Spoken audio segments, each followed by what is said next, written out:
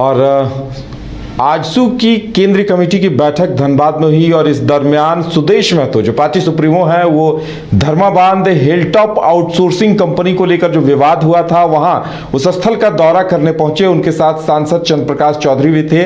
बताया जा रहा है कि जिस स्थान पे या चंद्र प्रकाश चौधरी जो सांसद हैं आजसू के, उनके दफ्तर में जहां आग लगाई गई थी उस जगह का भी उन्होंने दौरा किया, वहां का जायजा लिया। उनके साथ आजसू के तमाम नेता और समर्थक भी मौजूद थे, आप देख सकते हैं टीवी स्क्रीन पे। और उसके बाद उन्होंने कई सारे सवाल उठाए हैं। सुदेश महतो ने कहा है कि जिस तरह से इस पूरी घटना को अंजाम दिया गया है वो कहीं न कहीं किसी बड़ी साजिश की ओर इशारा करता है। देखिए, यही वो दफ्तर है सांसद चंद्र प्रकाश चौधरी का जहां आग लगाई गई थी और सुदेश महतो वहां पहुंचते हैं और रैयतों से बातचीत करते हैं। उन्होंने कहा है कि एक बड़ी साजिश सालों से चल रही थी और अब जाकर उसका खुलासा हुआ है। उन्होंने सरकार की संवेदनहीनता और सरकार पर भी कई सवाल खड़े किए हैं। मदन हमारे साथ इस वक्त जुड़े हुए हैं। मदन, जिस तरह से सुदेश महतो ने दौरा किया है, उन्होंने कहा है कि बहुत सारी चीजों का वो मूल्यांकन कर रहे हैं, समीक्षा कर रहे हैं और कहीं न कहीं इशारों ही इशारों में उन्होंने सरकार की भूमिका पर भी सवाल खड़े किए हैं।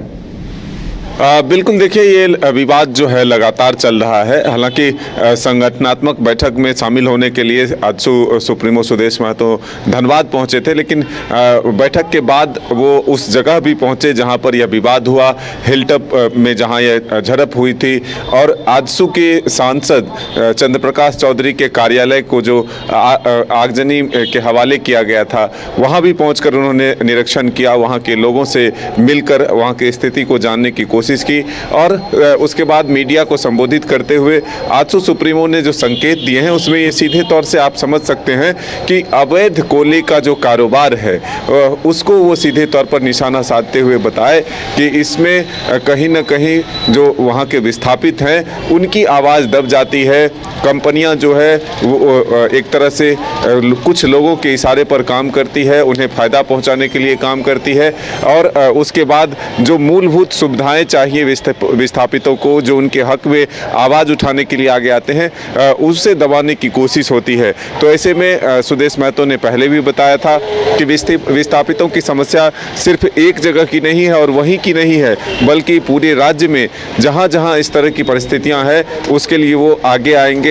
सरकार और पुलिस पर भी उन्होंने सवाल उठाया था कि प्रशासन मुस्तैदी से काम इसीलिए तो सिर्फ नहीं कर रही कि वहाँ पर डीएसपी उसमें शामिल थे, डीएसपी घायल हुए और उसके बाद वहाँ के जो आरोपी थे, जो लोग इसमें शामिल थे, उस पर त्वरित कार्रवाई हो रही है, उनकी गिरफ्तारी हो रही है। लेकिन उसके दूसरे पक्ष को भी समझना चाहिए, क्योंकि भय से लोग वहाँ पर जो स्थानीय हैं, जो विस्थापित हैं, वो घर छोड़कर गायब हो चुके हैं। तो उन्हें फिर से वापस लाना, दहशत का माहौल जो है उसे खत्म कराना और फिर लोगों को सुचारू रूप से रोजी रोटी के लिए काम करने देना, ये प्राथमिकता भी प्रशासन की होनी चाहिए, न कि सिर्फ दहशत दिखा करके उन लोगों को डराने और धमकाने की कोशिश होनी चाहिए जिन्होंने अपने हक के लिए आवाज़ उठाया था।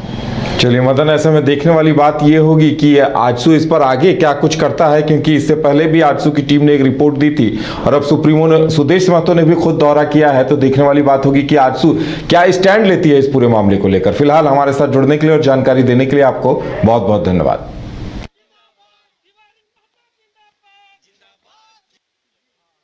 विश्व स्तरीय मेडिकल सुविधाओं से युक्त रांची का देवनिका हॉस्पिटल, जहां है neonatal ICU, burn intensive care unit, modular operation theatre, 24/7 emergency trauma service, multi disciplinary ICUs, emergency care, MRI, CT scan, advance cath lab, fully automated path lab, echo, ultrasound, ultra modular patient beds और pharmacy. Devnika hospital and research centre, किफायती दर पर विश्व स्तरीय इलाज, ancillary Chowk, Tupudana industrial area, Ranchi. 5 राज्य, 61 शहर, 150 project और एक वास्तु विहार। नई सोच, नया घर, बनाए रखिए अपना प्यार, सेवा में है वास्तु विहार।